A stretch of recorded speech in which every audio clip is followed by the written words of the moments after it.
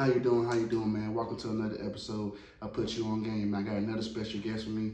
Man, this is like family to me, man. I've been knowing him, my uncle best friend for 20 plus years, man. This guy just a good brother. Helped mentor me in basketball, man. It's just always spitting gems, man. So y'all gonna really enjoy this episode, man. My boy D Sass, man. D Sass. long time, man. Yeah, what is going on? It has been a very long time. Yes, sir, man. I think last time I seen you, I think we were hooping, weren't we? I think that's when you schooled me. I schooled a lot of people. I definitely schooled your uncle. That was funny every day. He made me feel good because I would school this man every day. He's like, go ahead. I'm like, for what? But auntie, I would want a rematch. You know, you beat him one time. I beat you about 20 times. You tell you want to keep going. Yeah. I'm ready for the win. So you know what? I'll let you win. I'm gonna let you win this time. That's right. I started practicing crazy stuff. So Yeah, like, exactly. you got practicing it. tricks. Hey, it's all Yeah, man. So tell the audience where you from, man. So, born on LaGrange, raised in Douglasville, obviously, in the same neighborhood y'all was raised in, and then, made my way to North Georgia for school, then Georgia State, and now I'm in Kennesaw. So, all across the state so far. Okay. You got any siblings? Yes, I got some siblings. So I got an older brother who, continued to go down that path, man, and unfortunately, he's still struggling, in and out of like jail and stuff like that. How's it like? At this point, it's just kind of numb. You spend 15, 16 years going in and out, saying, "Oh, I love you." And like, no, you just kind of grow numb to it, and you like, we talked about before. You kind of just love him at a distance. I love you at a distance, but I know there's really nothing here for us to grow. But he did have 2 kids that I thought he was gonna turn over a different leaf, but then he go back in one more time. So hopefully this is the last time, and then. So he's the oldest. He's about 2 years older, and then Joseph. Yeah, play all the time together. Yeah, Joseph. Yeah, Joseph was doing cool. Joseph was about 22, 23, something like that. Yeah. So he's at Georgia State right now, finishing up some school. Okay. He turned into to be like a very artistic type, like photographer type. Yeah. Painting for a little bit, and now he's like really, really studying like the what is it? Like Muslim, religion. He's really Muslim religion. Yeah, feels like that's where the stem and roots are. That's Joseph. And then Sammy, he became the gamer, the online, like sat in front of a computer all night kind of thing. Yeah, so now he's like a content creator on TikTok, which a lot of those. But Sammy's doing good. Sammy got a girlfriend, and like they probably gonna get married down the road because they like so much. But yeah, so 3 brothers, and yeah. Yeah, pretty much. That's what's up, man. Content creator. I mean, nowadays, man, it's a lot of ways to make money, man. We just got to get access to it. It's a lot of ways to make money. I think I seen me and I was worth a game where what's his name? T Grizzly. T Grizzly was talking about how he made 20K a month playing Grand Theft Auto. Yeah. Something like on Twitch. I said just playing the game, he made $20,000. T-Pain said he made more than he's ever made, even when he was a rapper on Twitch. And T-Pain got a lot of hits, and that's crazy. But I remember he did say he went from 40 million in his account to $0. He went broke. Yeah. The way his kids somebody had to buy his kids Burger King. Stop. I said, yeah, he said on the Breakfast Club. Oh, I didn't hear that one. Because I think Charlamagne said, how broke were you, bro? Because he said, he said, bro, I went from seeing 40 million to my account to not having no money at all to where now kids, friends got to buy my kids clothes and Burger King and shit like that. I said, whoa, how you run through 40 million like that? But man, it's crazy. Like I said, it's so much ways to make money out here, man. We just got to get to it. But we got to have the mindset. We got to want it too, though. Ain't nobody going to just, $100,000 ain't going to fall in the air like, ooh, come to me. You keep wishing. And they going to come to you, boy. You got to go get it. Like Young Dog said, everybody want to start off on top. Exactly. Now, everybody want to start off on top, but they don't want to put the work in. That's right. They want somebody to do it for them. Like, that's not how it works, man. That's not how it works. You're not going to be able to manage it, though, if you just get it. That's exactly. You manage $1, you can manage $10. You manage $10, you manage $100. You manage $100, you get $1,000. But exactly. I think Yo Gotti said that too. Like, y'all be wanting $1 million, but you can't even save and balance $1,000. That's right. How the hell you gonna manage $1 million? You can't even balance that. It's a process. It's a process. Niggas retarded, man, for real. That's retarded, man. It's a process. So what high school you went to, man? So I went to Lithia Springs, which I think is the second oldest school in Douglas County. They're actually about to tear that down. Oh, really? Yeah, Wow. in like 2 years. I think it's like a $2 or $6 million project or something to tear it down and rebuild it up. But I only know that because I'm in Asbestos. But I guess we'll talk about that. But yeah, graduated 09, Lithia Springs, and I personally think it was. If it was not the top school to go to in my time frame, then I'd have to give it to DC. I'm not giving it to Chapel Hill. It was just, I'm not doing it. I'm sorry. I just can't do that. I'll give it to DC. And then, there's another one that was, what's that called? Not Turner Yeager, but Alexander. No, I've heard that. Yeah. Alexander. But they got a new one now. New Manchester. Yeah, so. I went to the elementary school. Yeah. For like, I think some part in 4th grade, I believe. Yeah. Yeah, something like that. Yeah, so what kind of lessons you learned in high school, man? So hindsight, I learned that the relationships, a lot of stuff in high school don't matter. That's a different season. You can say that again. It's just a different season. It doesn't define who you are. It doesn't define like where you're at or where you're gonna be. Like that is its own world in itself. Like you definitely have your groups. You got popular group, sports group, nerd group, religion group, beta club, your chess club. You got different groups which you're associated with, or based on how you look, you're put in a certain group, or based on how you act, or based on how you dress, you're put in a certain group. Popularity. So for me, things were pretty good. Playing sports. People know you. Obviously, I know how to talk to people, so I guess I made friends with everybody. I was a little smart, so I was in some AP classes. So I had a very wide range of like friends, and I don't think if you put me in a group, I'll be in the sports group. I think, but I had a very wide. But yeah, it doesn't define you. The relationship. What they taught me is like, you can learn a lot in high school as far as like relationships, but I feel like that's a different type of mindset. So in the end, it kind of doesn't matter. Like when you're in high school, it matters. Like, these relationships matter. I got to keep up with everybody, how everybody's doing, keep up with the drama, keep up, with the news, like who's doing what, who's wearing what, who got, stuff like that. Who fought who. You just want to know. You just want to know everything. Just try to keep your clout up. You try to keep everything up. But like when you get older and you look back, you're like, people change. They could have been the quiet kid. Now they're outgoing person, or they could have been. Obviously, the really smart kids tend to be the ones I know continue to do really smart things. But they were real. Like once again, they had their friend group, but they also knew that studies and that focus came first, and like to carry that mindset over here, it helped them out tremendously. For me, I was so used to every single relationship and depending on relationships, like because I like to talk, I need that for my soul. I'm just like, I'm an introvert, but I can be a very not introvert, but like I like to be in my own space. I like to be in my own space, but I can definitely talk to that extrovert, so intro to extrovert kind of thing. But where else going? But those like I said, those relationships didn't really affect me now. I went through a transition period where I felt like I was kind of more known then, and now don't nobody really care what you're doing right now. They really don't. That's true. And then you lose almost all your friends. That's true. That's not every. You might go from like 30, 40 or whatever it was. I'm like probably down to like good like hard 3, from high school. From high school. Obviously, I created other relationships, but a hard 3.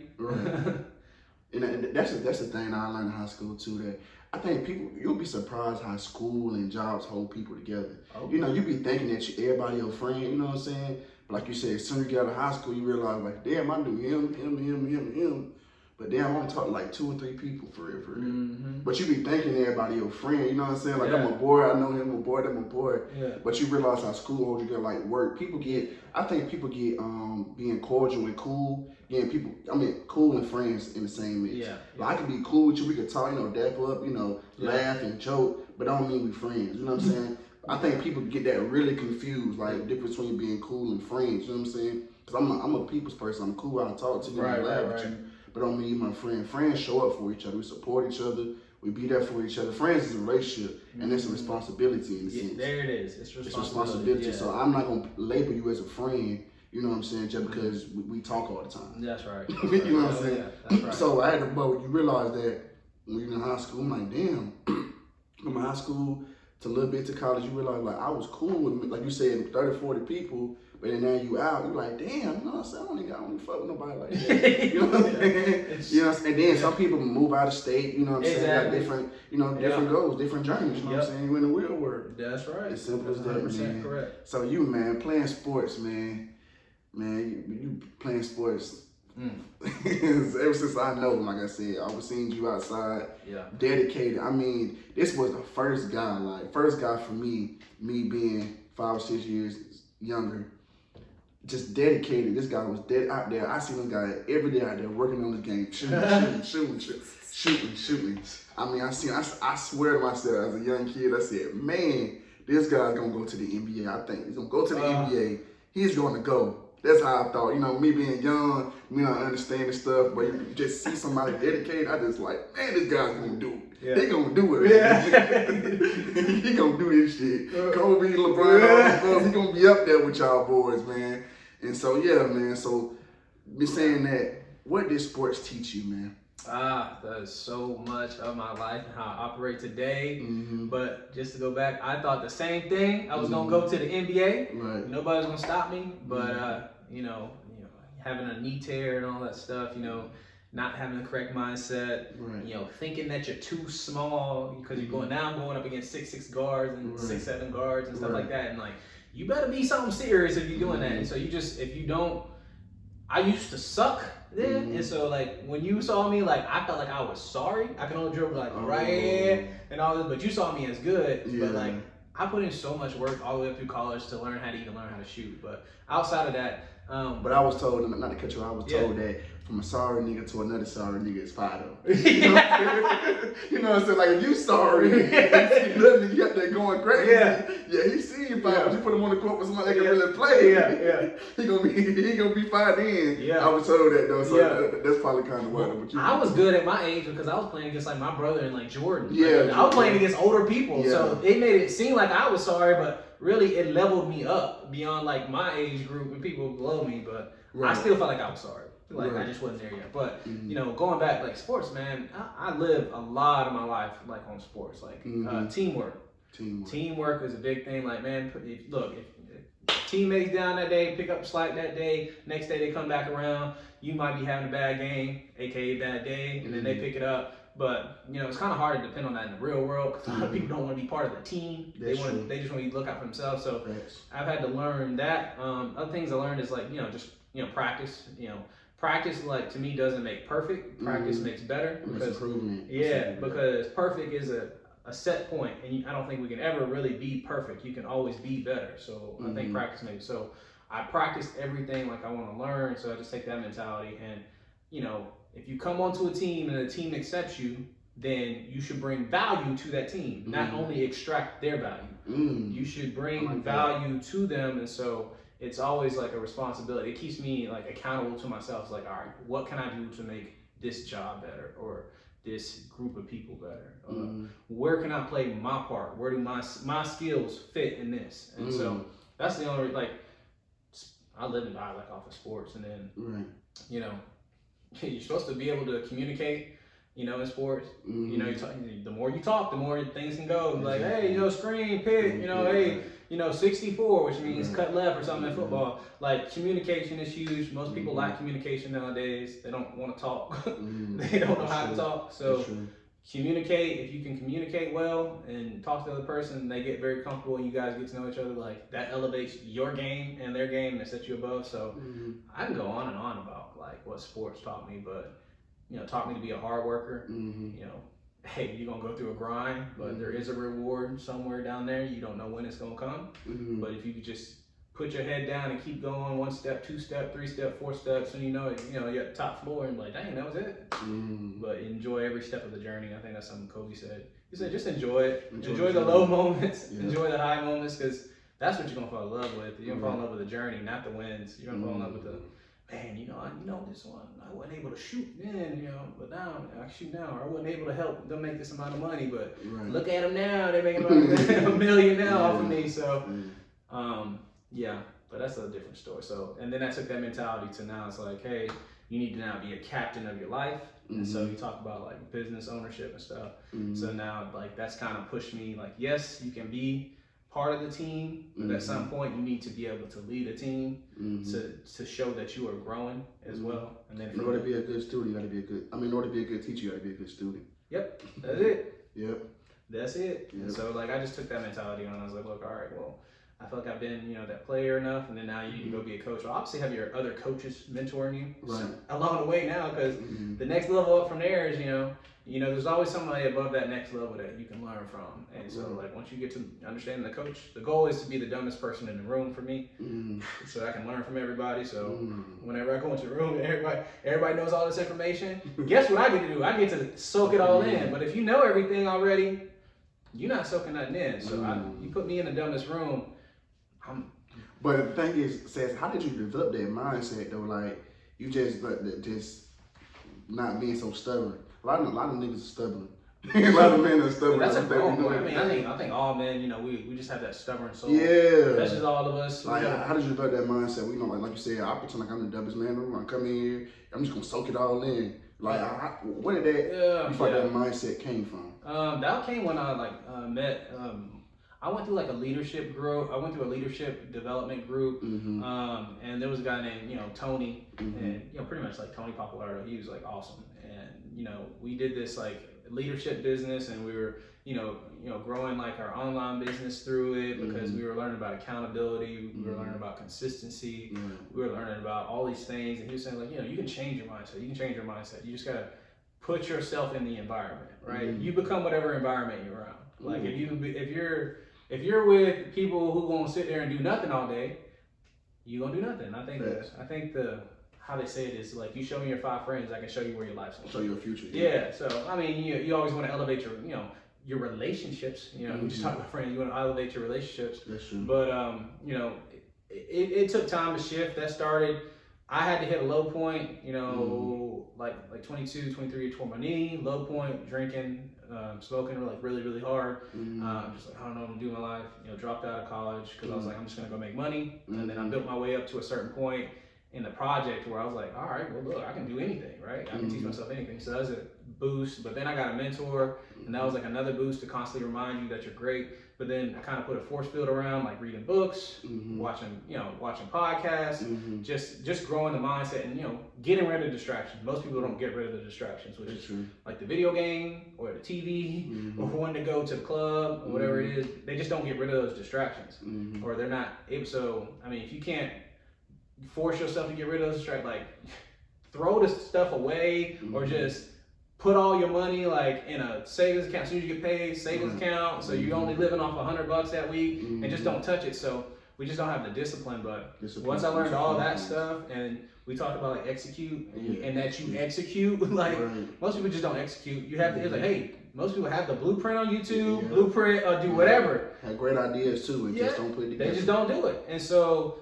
applaud you for starting this. That's big. I appreciate that. But it's just the mindset came when I was 25, but it took a while to grow. Obviously I did different stuff, worked on my budget, got rid of debt, right? Paid off this, paid off a car. I was okay, but these small wins start to add up, and it just builds this confidence in you. All right, I can do that. It's just gonna take a little bit. It's just gonna take a little bit. So yeah, I think getting a mentor is the key to that. Somebody who can constantly keep you accountable, but you got to be willing to listen. Most of us just it's hey, can you tell me this? And then I tell you, and then you forget when you walk out the door. You just want to sound good in the moment, but I think it's if you just actually take that kind of action. So I always respect Tony and Francis for that, because they taught me and Kim about this whole relationship stuff and how to grow together, and just communicate. So that's the big thing. But so what's the key to a successful relationship then? If I had to pinpoint it down to everything, it'd be transparency in everything that you do. Obviously, there's other things such as you want to hopefully you guys are on the same religion kind of thing, because that can kind of butt heads. You want to make sure your budget the same, but I say transparency just because it kind of ties into like communication. Transparent is communication. Right. But it's like if I can communicate with you every single thing and how I feel, and when you do something that I don't understand, I ask you about it, and I'm like, why did you do that? But like I do it out of love, not out of like why are you doing that? Like kind of, it's out of love, like so I can understand. Because here's the thing, everybody don't think like me. That's true. See, I had to learn that too. Yeah, everybody don't think like you. Common sense ain't common to everybody. No, it's not. It's a real thing. Yeah, it is. Yeah, and then some people just think differently. Yeah. Yep. I can't wrap my head around it. But I recognize that they think differently now. Like I can recognize, which helps me operate better. And so like if I do something, or like my wife Kim, if she does something, and like I was like, why did you do that? She was like, well, I thought da da da da. And then I'll say, well, why didn't you do? And then I'll catch myself. I'm like, she's her own person. Right. She got the job done. Right. There's 100 ways to skin a cat. That's true. But she just didn't skin it the way I thought it should be skinned. So I just said, all right. But she got it done. Right. And so, doing that, I think transparency and like, obviously if you're feeling some kind of way, because, for at least the guys that I know, most guys, we get it. We get in our moments, get in our feelings. Yeah. And it's not the fact that we don't want to talk to you. It's just that I need to collect my thoughts. Right. And then, while they talking, hey, do you hear me? I said, listen, this is what I got to tell. I said, look, babe, I love you with all my heart right now, but listen, I just can't talk just right now. I said, just give me like 10 minutes or something like that, just to kind of go, air some stuff out with myself. You see, you better than me. You see, I had someone see, that was my mentor came in there. Shout out Richard, he'll be on here soon, but I used to like spaz, you know what I'm saying? Like, cause like I said, common sense ain't common to everybody. So like she'll do something, right? She'll do something, and I'd be like, damn, why the fuck would you do that? You know what I'm saying? It'll make you mad, son. What the hell was you thinking? Like, how did you not know that was wrong? 100%. 100%. How did you not know? Like, it make you so mad. But I realized that me and her was raised in two different backgrounds. Exactly. Yes. You know what I'm saying? That's right. So I can't talk to her like that. I gotta, you know what I'm saying? Hold on, let me calm down. Let me talk to you. Let me tell you why that was wrong. Let me educate you. You know what I'm saying? Let me do this, because I get so mad at her, and then she'll get upset like she really clueless to what she did, and it make you mad. You're like, how the hell is you clueless? Like, this is supposed to be like, everybody knows this. Yeah, Kim is dead. She's like, I didn't know, and I'm like, yeah. But like, legit doesn't know. And like, you were raised in two totally different background situations, and you responded differently your entire life. Right. So we might be like this. Yeah. But like, we had the qualities like that we loved about each other, and so we grow together. So obviously, as we get to know, we come together. But like, man, that is definitely a learning curve. Yeah, I'm glad you caught it, because most guys don't. And because it's tough, man. It was real tough for me to do that. Hold on, let me stop and let me educate this woman, because she don't know. Yeah. You know what I'm saying? I expect her to know, but like you said, we come from two different backgrounds. Yep. You know what I'm saying? So she just don't understand. You know what I'm saying? She don't understand. And then you start to pay attention. Okay, why she don't understand? You start to look at her family, look at certain things, look at that, view that. Okay, I get it. I see why you don't understand. You know what I'm saying? I see where it comes from. So let me stop getting mad at you, and let me just talk to you. That's right. And communicate. And from that point on, we've been kind of, been good now. Still, issues are gonna always be there, but that was a big hurdle for me just understanding that, okay, let me start cussing this girl out, because she'll get mad and spaz on me. It just creates, so like, I said, if you, man, I said, because to go in with transparent, I would have to say, you have to be on the same page as like budgeting, your same budgeting style, because if you guys can eliminate the money issue that and you guys like are bringing in money, saving it, and you can like pay for bills and like and then start putting stuff to the side, and so when these emergencies come up, you can pay for it. Right. That eliminates a lot of the issues right there. But then again, we're transparent about everything else. Yeah. So budget and transparency, and then I'm just when I get mad, I just get quiet. Like I can't talk to you, or I'm gonna erupt on you. Right. So I tend to like take myself to the other room, or I'll go put like on a headset, just to try to like, calm down. Like, I try to see the situation. I'm like, why are you mad? I said, well, because you don't understand this. And then I was like, well, is she supposed to understand? I was like, well, no. So I had to talk myself through it. And so like some people can't do that, and that takes. I think that takes like some skill because sometimes It do. Yeah. So I think you walk yourself through, and I'm like, wow. And so like kind of like you said, you start to see the background and all this other stuff, and it's like, all right, well, we learn each other. That's the point of growing together. That's the beauty of it. That's the love, talk about, love is fair and all this other stuff. So this is just a fair game. We're going to grow together. We're going to learn together, but there's going to be a continual learning for both of us. And so, and then she learns you too. Yeah. So it's also some things that you may do that she may not like. Like, why would you do that? Oh, yeah. But then she got to understand where your mindset come to. That's why I tell people elevation. Like, you and your woman, y'all supposed to elevate each other. Yes. You come in with something, she, like you said, add value to the relationship. You come in with something, she come in with something. I'm taking something from you, taking something from me. Well, both of us can't be stubborn. Facts. Here's the thing. There's what I talk about with some of my guys' group. Women have this magical power. It's called incubation. Whatever you want to look at. So if you put sperm into egg, you incubate, whole egg and turns into a baby. But right. But if you give her bad stuff, if you give her bad vibes, you give her negativity, she will turn that around and give you 10 times more negativity because she's an incubator. I didn't think about that. But if you give her 10 times of positivity, it comes back so much better to you, but we just don't give them enough positivity and encouragement. But they're incubators, and so like when we talked about that, I was like, that's a magic power. Or is it just, I guarantee you, like if you just start talking to people, like talking to your girl, and like, you look good every single day. Hey, you're gonna be, you're gonna be a leading woman. You're gonna be a businesswoman. You're gonna be a great woman to our kids, like mom to our kids. You start speaking like that and speaking life and life into her. She gonna turn around and incubate that and give you something real good, real bad. Cause I done tried the negative way, and doesn't it come back? It come back, yep.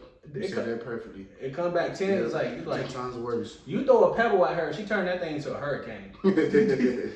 So you ain't never lied. You ain't never lied about that, man. That's where I'm at with that. As far as like, I try to give her a lot of good vibes. I don't want to take her off because then it's just like a downward slope. So I understand that.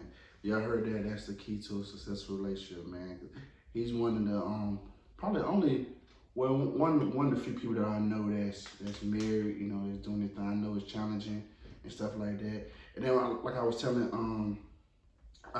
my one of my friends earlier that when you move in with somebody, I see why older people say that you shouldn't. That kind of look at it as shacking up. Shacking up, you laying up. You know what I'm saying? When you move in with somebody, you're not married. But I tell people, when you move in, you see everything. Like you see all the flaws. You see everything because you deal with somebody on an everyday basis. And also in that process, though, you see why they say that you shacking up because you really become one. You're buying groceries, like you said, budgeting money, budgeting this, bills. If she can't pay her bills, that becomes your responsibility. You see what I'm saying? You really become one. You playing house. You playing house. So I see why older people say that. And sometimes you got to go through situations to understand why certain sayings are where they at. So it teaches them when you move in with somebody, you really see why people say you should be married because you basically moving like a married couple. Then your love for that person grows tremendously. It grows tremendously. So that's one of the things that I've learned too. That I tell my young people that, hey man, when you move in with somebody, you basically become married. You really are. You basically are because y'all gonna move like y'all married. What affects you affects her now.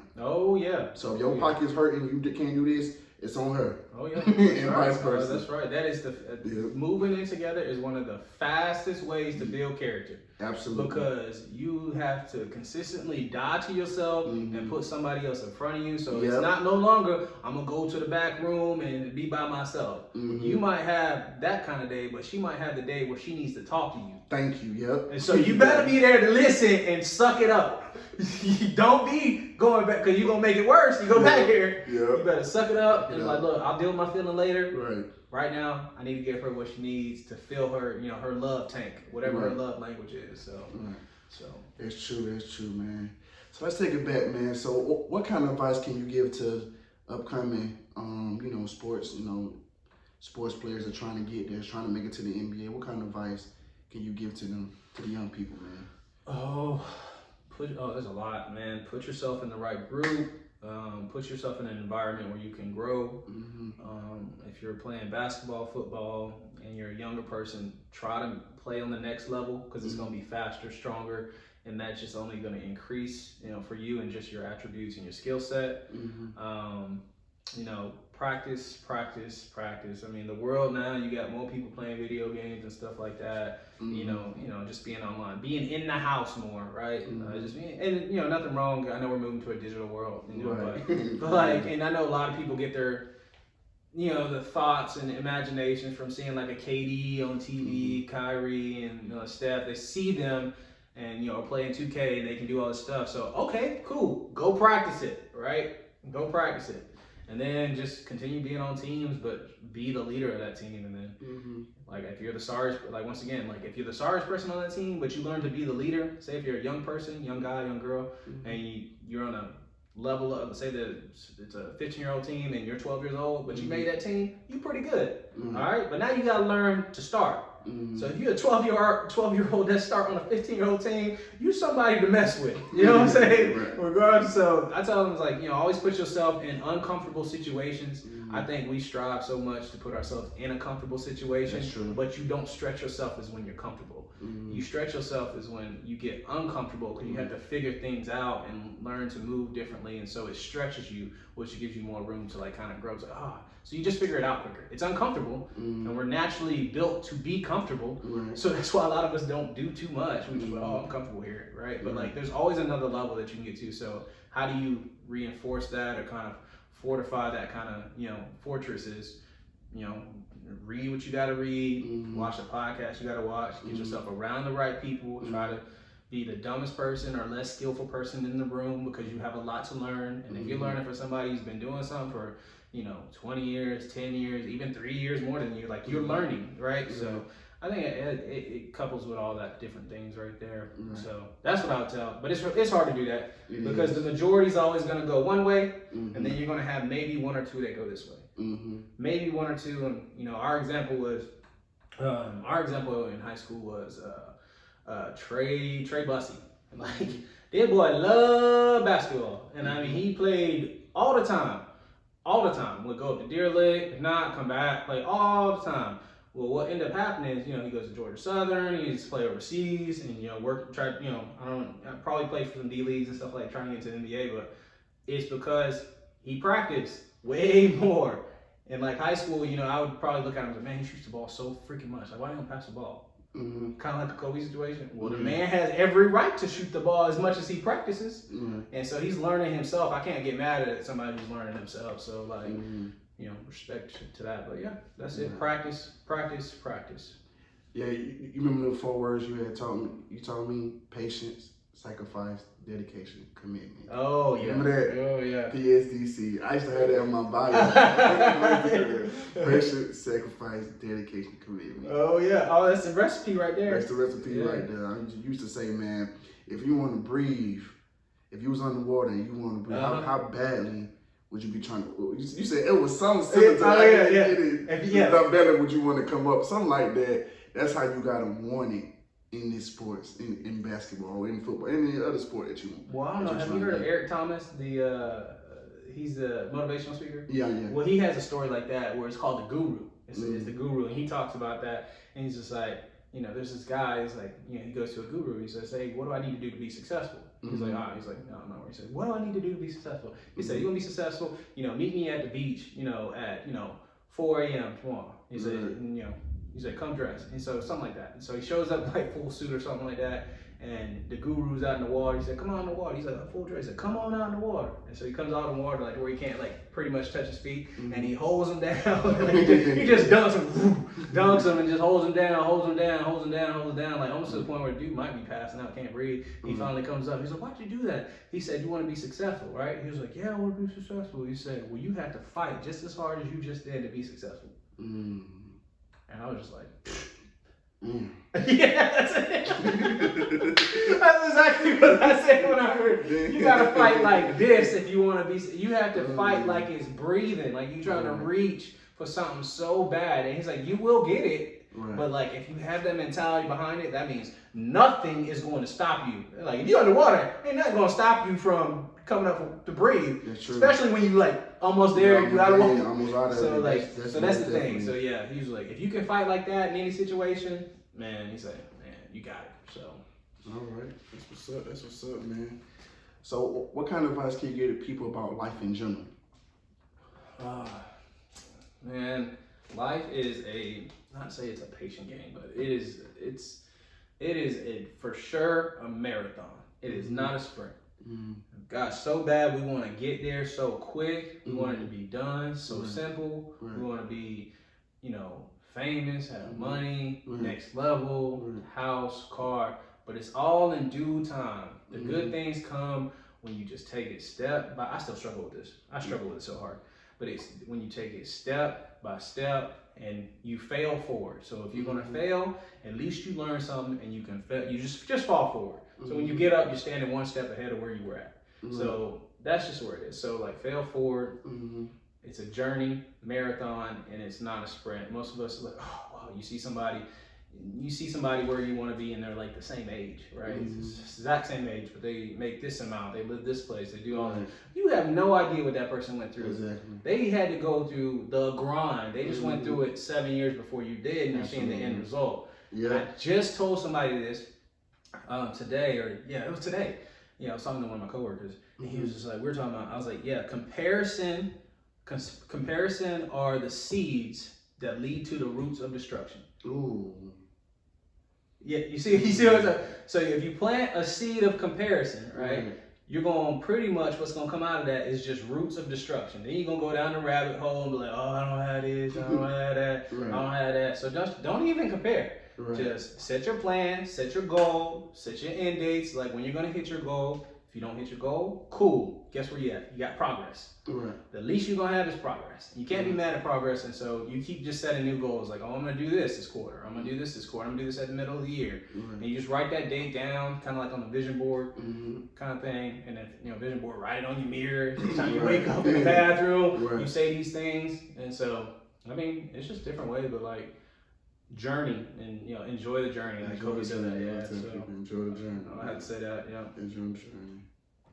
So man, how you like working in? How you say it? Asbestos? Yeah, it took me a while too. Asbestos. Asbestos.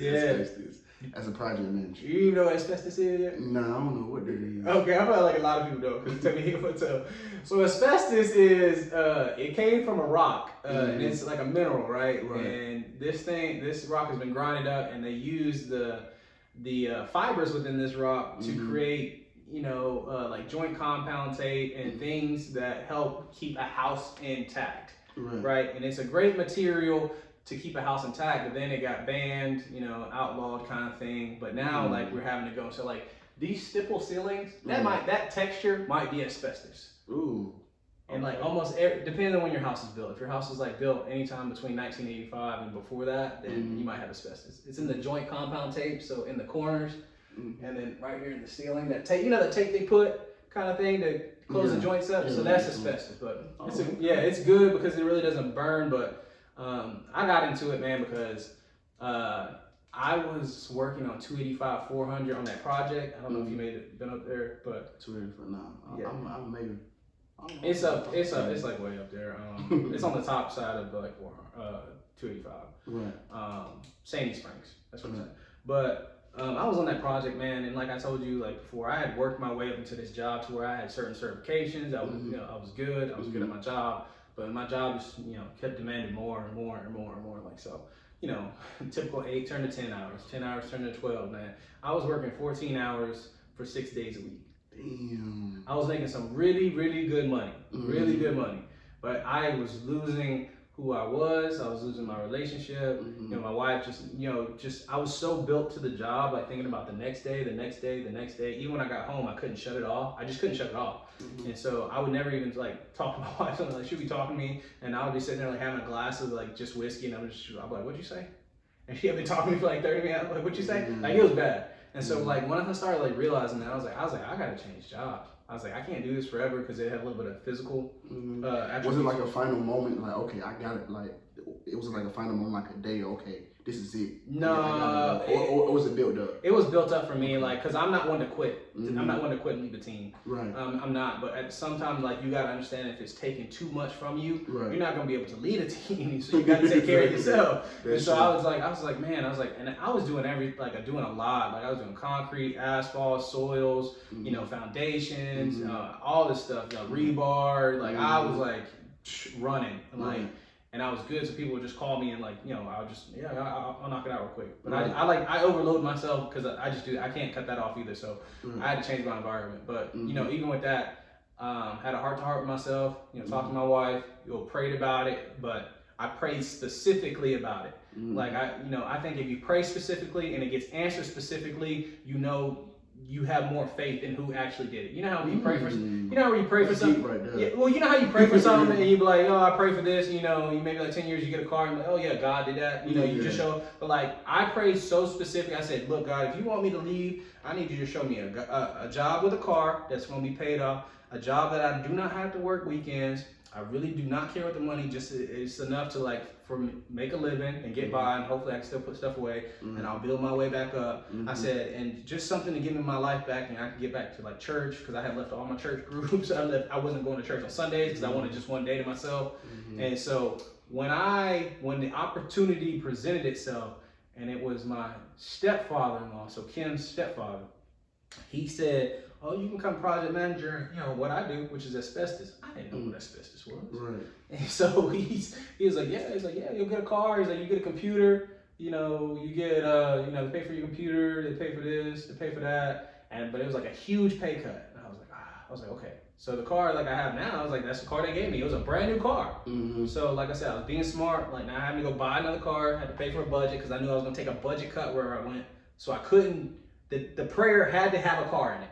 And so when it was answered so specifically, in the exact same way I prayed for it, it showed that my faith grew, you know, I would say 2 times more than it does like 1 time. So that's deep, right? If it's specific and the more detailed you get, and when it's answered in a very detailed way, you definitely can't question it. But if you just like, oh, I hope I make $1 million. But if you tell God how you want to make it and specific, He says, you receive not because you ask not. Like just ask, but you be detailed. It was a hack to me. Like somebody said, just be really, really detailed. So I started being detailed in my prayers. And so like now just things like if it don't happen or if it's something changed and it kind of looks like that, I'll go to that door and I'll let Him kind of maneuver me through it. But specifically is what happened. So I knew it was time to go to asbestos and like. It gave me exactly what I want. Don't work on weekends. I don't have to tell them like when I'm off. I just put it in the calendar. As long as I don't abuse taking all these off days and I bring the company money. So it's like, you go do your job. We're going to let you do your job. And if you mess up, we're going to come talk to you. But if you do your job, like, have at it. Take what you need. So that's exactly what I got. Well, you just said some deep shit. That's exactly what I got. Oh man! So I know you was telling me about that you had filed the LLC, man. What happened with that? Yeah. So and like I said, that's just me getting to the next level, trying to become a business owner. You know, have your own asset, have taxes write off, help the budget, put money away more, because you know the government's trying to tell you exactly what to do, but we just don't do it, and they keep the information from us. They do. So you gotta find some books, and our folks don't read books. You gotta hope. YouTube will tell you, but people don't want to watch that. But they want to watch Twitch. I mean, I get it, but I don't get it. Right. So I used to be a gamer big time. So started the LLC. So what I was a RTT and QCT certified, and all that means is a road testing technician and a qualified quality control technician. And those 2 certs in Georgia is becoming so big because it has to deal with like asphalt, concrete, and testing through GDOT to where they accept your stuff, but you got to test like with a certain device like a nuclear gauge. And RTT and QCT let you do that. So a lot of people don't have that, and you can make really good money with it. Like we got them they were paying out $37 an hour if you had it. So, but like I said, like, and then you get paid time and a half, they give you a truck. So you make good money. But I started to see like, and then GDOT, they get such a huge budget that they throw money at these projects. They throw money at the projects, literally. Literally, I think it's gonna be like $2-something billion to do 285. You know, coming pretty much coming 285 west to I-20. You know how it's only like one lane, like trying to go home to Douglasville. They trying to widen that to 3 lanes, so there's 3 lanes to go down to Douglasville, like from the exit ramp. This is a $2 billion project. Well, here's the thing. If you are a DBE, which is it's pretty much like disability entrepreneur, which it's not disadvantage. So it's a disadvantaged business entrepreneur. Pretty much all that means is anybody who is not a white male, anybody that's not a white male, they have to have a certain amount of DBE companies on the project in order to fit the contract. So my mind goes, okay, I'm black, I have a wife, she's a lady, so boom, there's 2. And then they keep racking up just like dependent, like there's different stipulations as far as like how many points you get towards being a DBE. Well, I was like, so what white men do, what they do is they make their wife 51% and they're 49. So the owner is the wife, so they're now a DBE.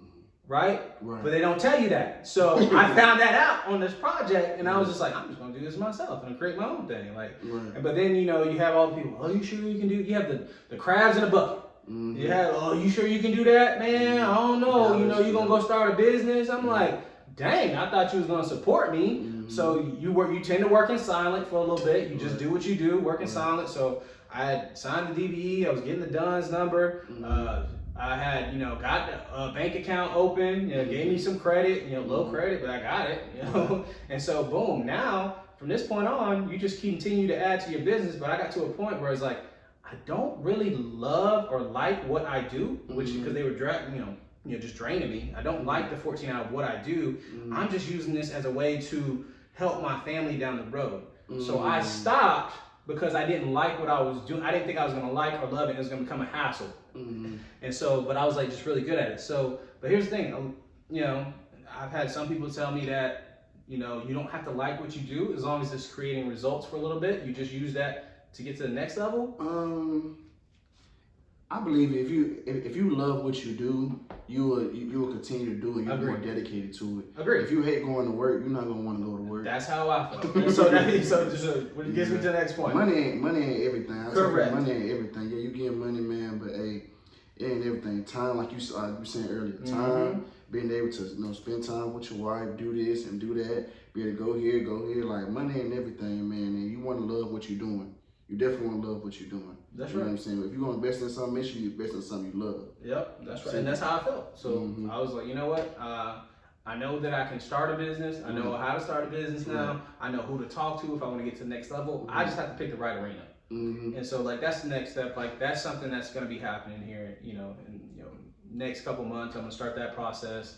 I'm starting a new process, just learning real estate as well, just to start to learn these different assets to create this generational income because, I wasn't given money, silver spoon. So I just try to learn from everybody I see. I follow like Earn Your Leisure. Rick Ross does his all stuff. You got Tyler Perry, all that. Like people, like, how did they do that? I say they execute. You know what I'm saying? Ain't nothing to talk about. You gonna make mistakes. Come from the same backgrounds as us. Yeah, but they execute it. They gonna make mistakes. Yeah. You can't be scared of mistakes. Absolutely. Absolutely. That's why I say and tell people the best way to be an entrepreneur is what you did. Invest in yourself.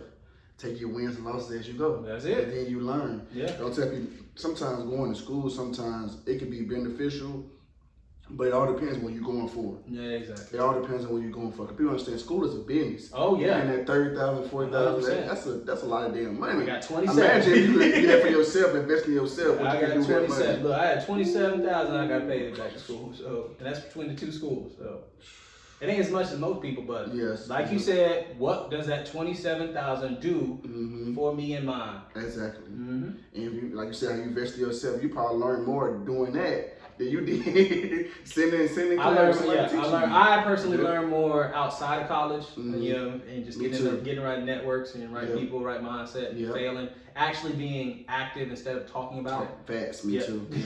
We can talk about it all day long. Exactly. And actually having somebody experience in the field, being a student of the game, you know what I'm saying? Just being a student.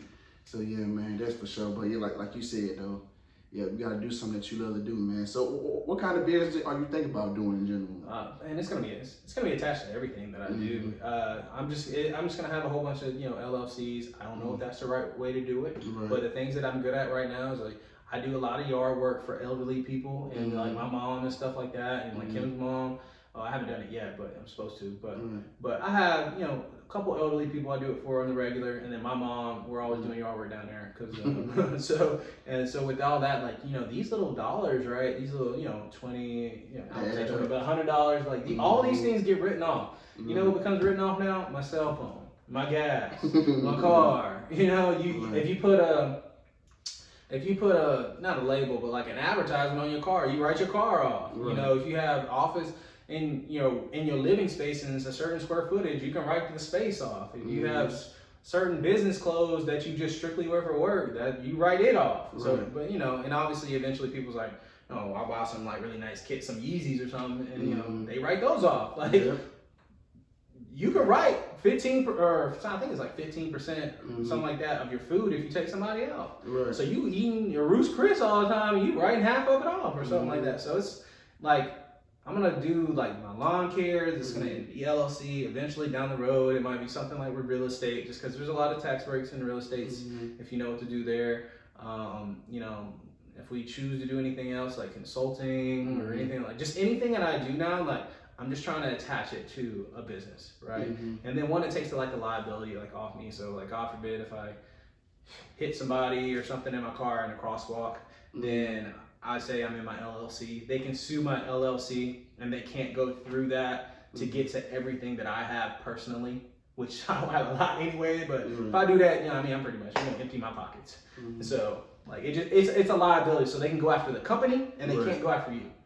So, and what does the company have? Well, the company don't have much right now because I'm still growing, but like that's what you're gonna go after and you're gonna hit a brick wall. So it's just things that I kind of learned along the way, like Rich Dad, Poor Dad, Robert Kiyosaki, stuff like that. And so, and I just listen to real estate stuff on podcasts. But yeah, so you'll see it. Anything I touch, if I choose to train basketball down the road, it's gonna be LLC too. Man, you're so knowledgeable with it, man, detail oriented. I was telling my little brother, man, he look at Steph Curry on TV and just think Steph Curry just jump out the womb shooting like that. You don't understand how much work you put in. That man had to practice that a lot, how small he is. He had to change his whole form. That's what he had to change his whole form. Like, these boys put in work. Work. Like, Kyrie, you think Kyrie just nasty like that? Just come out the womb, start being nasty. No. No. Kyrie works. He works. All that stuff. Follow these people's story, people. People understand. I know they make it look easy because that's something. When you put them out of work for something, it's going to look easy because you do it all the time. But trust me, you get out there, get you a ball, get out there on the court, and try to do those same moves on somebody else. Try to spin between three people and then undo the leg and spin it off the glass. Try doing that. Try doing that, and trust me. And they will tell you themselves, bro, hey, I put in the work for this. Oh, yeah. I work for this, man. But we all we see is the highlights. Exactly. That's all we see. People like, oh, I can do that. All right.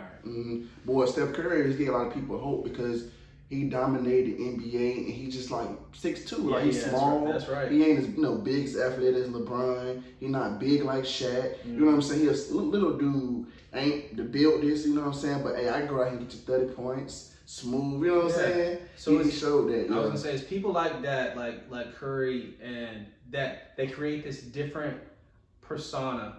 Because they just took a chance on themselves. So there hasn't been a Steph Curry that is 6'2", that can shoot like that ever. So, I mean, I guess he said I might follow Ray Allen. He thought he was probably but like Reggie Miller. But he learned from him. He came to doing the game. But he threw his he threw his mix in there. It's like you have to create your own, like who you are. It's like, oh, you might be LeBron too. No. My name's gonna be Sasser, and that's exactly what he like. Yeah, he a little different. He played a little like this, but he different.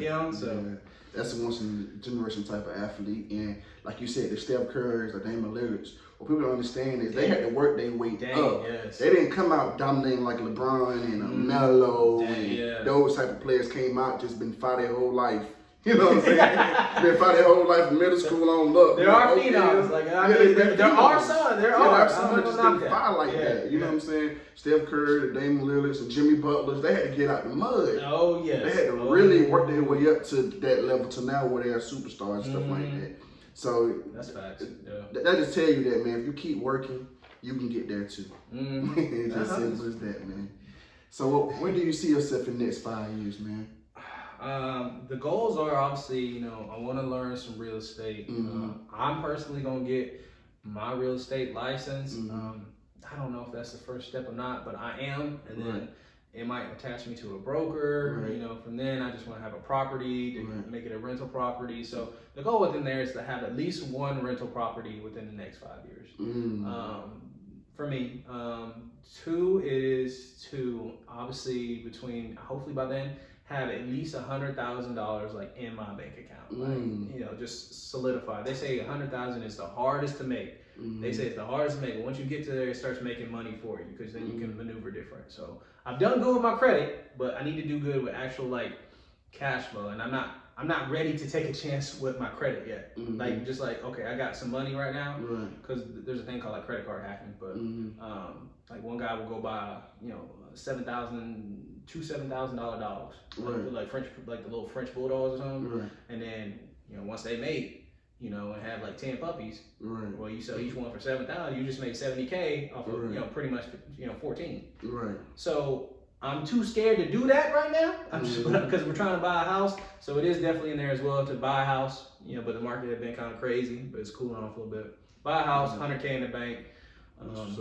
Get into real estate, and this one I'm iffy about. I gotta find time to learn the piano, but I want to learn some kind of instrument just because every time I see somebody doing some music, I just like, dang, I wish I knew how to play something. So I'm gonna stop. I don't want to get to the end of my life, but dang, I said that my whole life, and I had, you know what I'm saying? I had time. I just said it my whole life. I was like, I just gotta do it. I'm the type of person who like, if I can get on a run of being very consistent of different things, then I would run with that. But the moment like I'm inconsistent in like 4 out of the 5, then I kind of get to this like valley moment kind of thing. So, but yeah, I mean, hopefully there's some kids, in the oven, or maybe 1 or 2 year old at that point. Really hoping for that. So I mean, there's a lot. I don't think a lot of people write down their goals or where they want it. Like you asked the question, I don't even think people even ask themselves that question. Yeah, every time I ask that question, people always say, "Damn, what do I want to be in this 5 years?" They think about that. No, man, I think about that kind of stuff all the time. That's different. Like if you haven't thought about it, then you're right where you are. You're right where you need to be. Yeah, you gotta have, like you said, set short term, long term goals. Yeah. And you set the short one so you can feel confident when you do win something. And like, okay, boom, and that just gets you to the next step. All right, cool. Exactly. But yeah, I used to be in that spot where I was like, I don't know. It's like, look at it this way though. Look at it this way. Like, look, we get in a car, right? And we know where we want to go. We know the end game where we're going, so we know how to get there. And we actually get a GPS. Right. Life is the exact same way. Why don't you have a GPS for your life? Right. Why don't you know the end game for your life? You know the end game. Oh, I'm trying to go to the club. I'm trying to go to the mall. You know that end game, but you don't know the end game for your life. I was like, why? Is it because it's too long? Is it you're always gonna take this long to do it? You'll surprise yourself. It might not take you 5 years. You might do it in 1 if you focus on it. So that's been the biggest thing for me. I always do analogies to kind of keep me going. Like, but you know what, Sasser? If you actually thought about it in life terms, why don't you have a roadmap for your life? So that is true. That is true. Yeah, man. So we ready to get into this game, man. You ready to play this game? Oh yeah, we gave a little heads up about it. Let's go ahead and play this game, man. Yeah, a little heads up about it. I ask you 5 questions. You know what I'm saying? You get one, you get it right. I take a shot. You get it wrong, and you take a shot. That's how we're gonna do it. Think you ready, man? I really don't. I feel like you're gonna probably throw one or two in there that I just don't know. You're gonna make the score even and throw it in. I can't ask you, it's so obvious. But you know what? You might get some of these right. I don't know. If it has anything to do like music, I'm gonna start. I'm gonna use the game for like. We're gonna start off one. Okay. Which one is T-Pain's first single sold more records? A. Sprung. B. I'm in love with a stripper. I gotta go with I'm in love with a stripper. Sprung. Go ahead and pour it up, man. Oh, man. Go ahead, man. Boy. Shot, man. Oh, I felt like that was an easy one too. Oh Lord. Both of them were big records though. They were big records. Big records. I said it'll be tough. I would say what you said though. How much we do it? Just a shot, man. Put up a shot. That's okay. I'll touch it. I'll touch just a shot. That's it. Yeah, okay. Yeah, you gotta pour up too much, man. Just a shot. Yeah. All right, we're getting off to a little all right start. Let's go, man. Let's go. Yeah. Who has more hits on the Billboard? A. Lil Baby. B. Eminem. Gosh, I'm so old school, my dude. Yeah. I just love, but I know this new generation love Lil Baby. And I'm not knocking it. And I'm not trying to get this wrong. Billboard, though. Gosh, I do not know how many Lil Baby probably got, bro. You know how many Eminem got either. I'm going to go with Eminem. And You know I'm going to pick the old head. That's why he did that. You know I'm picking the OG every time because I lived through that. Hey man, it's crazy. But you know what helps out Lil Baby is he in the streaming era. Yeah, exactly. You see what I'm saying? Yeah, so his albums they chart like 24 songs. You know what I'm saying? Yeah. Eminem wasn't in that streaming. The Yeah. M's, the Waynes, the Ti's, the Ludacris, they wasn't in that streaming era. You know what I'm saying? So they had dropped like, so on their album, they had like 3 singles, you know what I'm saying? 3 or 4 singles. I get that. So if you had to ask that same question to me, Lil Baby or Lil Wayne, would Lil Wayne be right? Or would Lil Wayne be right. Okay. Lil Wayne is at the top. Okay. Yeah. I was making sure. I was like, Lil Wayne got too many hits. There's too many songs, too many hits. I love Lil Baby, but you make a point with the whole streaming thing. Yeah, the streaming thing, so he charted 24 songs. He just recently passed Eminem. I think last year. Oh, you got me then. So that's why I said. I said this much. I said. Yeah, you I got said me. I know he gonna. Yeah, you know how much she was an old head. She was an old head. Now you got me messed up. You asked me old head, young head on that, so I'm gonna go young head and be wrong again. Now I got messed up. Okay, Yeah. man. Who has made more All-Pro teams in the NFL? A. Tom Brady. B. Peyton Manning. Who has made More All-Pro. Oh, like the All-Pro teams. Yeah, like you know, like for NBA, be all NBA. Gosh, dude, I would say Tom Brady. And how many Peyton got? Payne is a 10-time All-Pro. Where's Brady at? Brady's like a 6-time All-Pro. Ooh, they got Brady dominates in the postseason. He never really dominated like that in the regular season. He always dominated in the postseason. You know, Peyton Manning was always a beast in the regular season. That's true. 5 MVPs to Tom Brady's 3. You got some really detailed, in-depth questions. I'm definitely on that. All right, so I'm over 3. I said I knew that you would say Tom Brady. I'm picking because Tom Brady played long. I know I was going to say Tom Brady. Yeah, you know what you're doing over there. You know exactly what you're doing. Oh, man, I gotta be tricky with y'all folks, man. Good. You might get this one right though. I feel like you might get the last 2 right. Spit it up. All right, let's go. Who has won more MVPs in their career? A. Magic Johnson. B. Wilt Chamberlain. Wilt Chamberlain. Okay, you got that. I'm about to say, I'm like, if I can get it wrong, you gotta take my basketball card. I said he'd get that right, man. I said, hold on, this guy will get it right, man. I mean, he dropped 100 or something points or something like that. Cause what's his name dropped? He dropped like He dropped like Magic. Magic won 3, Wilt Chamberlain won 4. So I said, Woo, man, you got me in here, man. Hey, you had to get something. You gotta get something, man. You had to get something. Gosh. Shoot. That's what I said. I told my wife, I was like, the new word is yee, like yee, or she'd be like, jeez.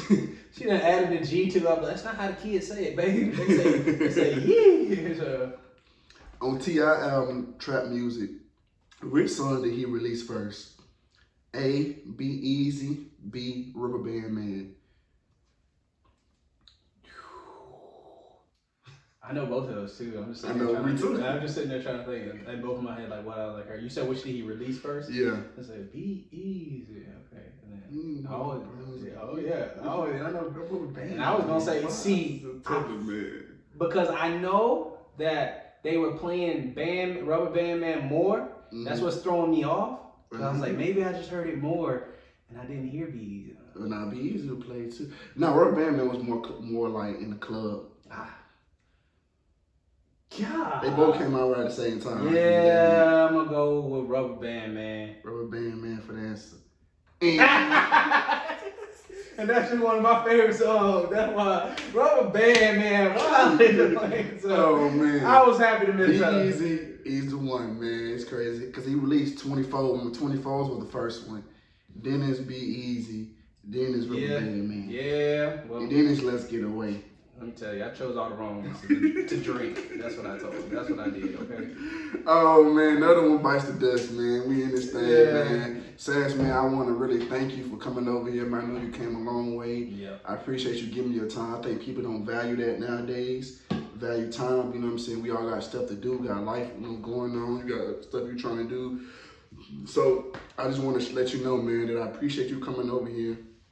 Showing love, man. Showing love to this podcast, man. And how can we find you? What's your social media account? Man, my social media is the David Sasser. The only reason I put the D is because there's only one. It's just the Instagram. Yeah, that's just Instagram. And I think I just got back on TikTok because I think I'm gonna try. If you create at least 1 or 2, 3 content a day for the next 3 years, you know, you're bound to, you know, have some kind of followers at that point and create a niche. So.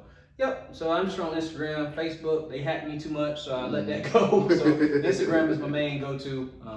The David Sasser. Yeah, but appreciate you letting me be on the podcast, man. Oh man, no problem, man. You come up here again, man. You up here spin these gems, man. We need to hear these, man. Y'all need to make sure y'all definitely tune into this man, man. This man, he got gems for days, man. We got to pass down the knowledge. That's right. We all we got, man. That's why I say we got to help each other get there. These people that we talked about from T.I. to T-Pain and all these people, they already rich. Little baby, they already rich. You know what I'm saying? We got to support each other to get somebody else up there. You know what I'm saying?